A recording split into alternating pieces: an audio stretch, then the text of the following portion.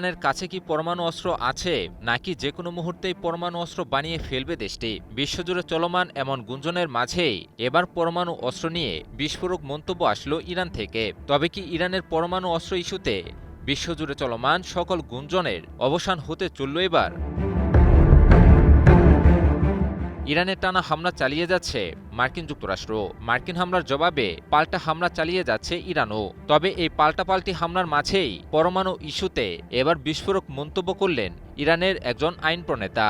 ইরানে অব্যাহত মার্কিন হামলার জবাবে ইরানের উচিত পরমাণু অস্ত্র বানিয়ে ফেলা, এমনই চাঞ্চল্যকর মন্তব্য করলেন এই ইরানি আইন প্রণেতা। তবে কি ইরানের টানা মার্কিন হামলার জবাবে এবার পরমাণু অস্ত্র বানিয়েই যথাযথ জবাব দিতে চলল ইরান?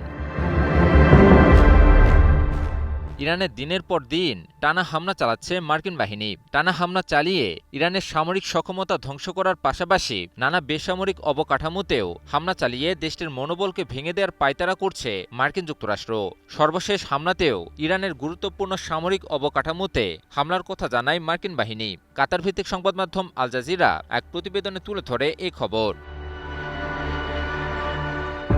পাল্টা জবাবে ইরানও বরাবরের মতোই মধ্যপ্রাচ্যের বিভিন্ন দেশে অবস্থিত মার্কিন ঘাঁটির বিভিন্ন স্থাপনাকে লক্ষ্য করে মিসাইল ও ড্রোন হামলা চালায়। সবশেষ হামলায় কুয়েত, বাহরাইন ও জর্ডানের মার্কিন লক্ষ্যবস্তুতে হামলা চালায় ইরান। তবে এবার ইরান ঘোষণা দিল এমন কিছুর যা কিনা এর চেয়েও আরও ভয়াবহ।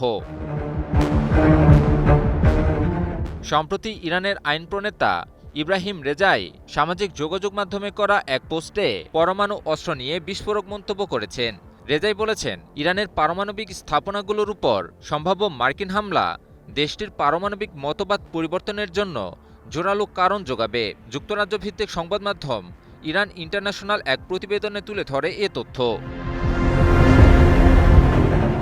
প্রশ্ন হল, পারমাণবিক মতবাদ পরিবর্তন বাক্যটি দ্বারা ইব্রাহিম রেজাই আসলে কি বুঝিয়েছেন? বিশ্লেষকরা বলছেন, ইরান দীর্ঘদিন ধরে বলে আসছে যে তাদের পারমাণবিক কর্মসূচি শুধুমাত্র শান্তিপূর্ণ উদ্দেশ্যে পরিচালিত এবং তারা পারমাণবিক অস্ত্র অর্জন করতে চায় না। তবে ইরানে অব্যাহত মার্কিন হামলা এবং ক্রমশই দেশটির পারমাণবিক স্থাপনাগুলোকেও সম্ভাব্য লক্ষ্যবস্তুর তালিকায় নিয়ে আসা পারমাণবিক অস্ত্র অর্জন না করার মতবাদে পরিবর্তন নিয়ে আসতে পারে। এই বাক্যটি ইরানের কট্টরপন্থীরা এই যুক্তি দিতে ব্যবহার করে যে প্রতিরোধের জন্য তেহরানের পারমাণবিক অস্ত্র অর্জন করা উচিত।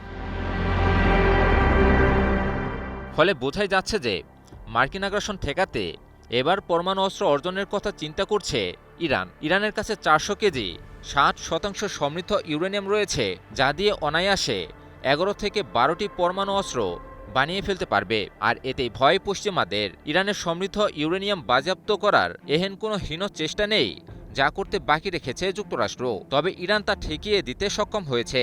কিন্তু এখনও ইরানের পিছু ছাড়ছে না আগ্রাসী দেশ যুক্তরাষ্ট্র। তবে এর চেয়েও ভয়াবহ দাবি করেছেন মার্কিন থিঙ্ক ট্যাঙ্ক জেএনএস এর গবেষক জ্যারো এল রোগোভিন। সম্প্রতি তিনি দাবি করেন, ইরান নাকি ইতিমধ্যেই 35টি পরমাণু অস্ত্র বানিয়ে ফেলেছে। তবে এমন দাবির সপক্ষে তেমন কোনো জোরালো প্রমাণ তুলে ধরতে পারেননি তিনি।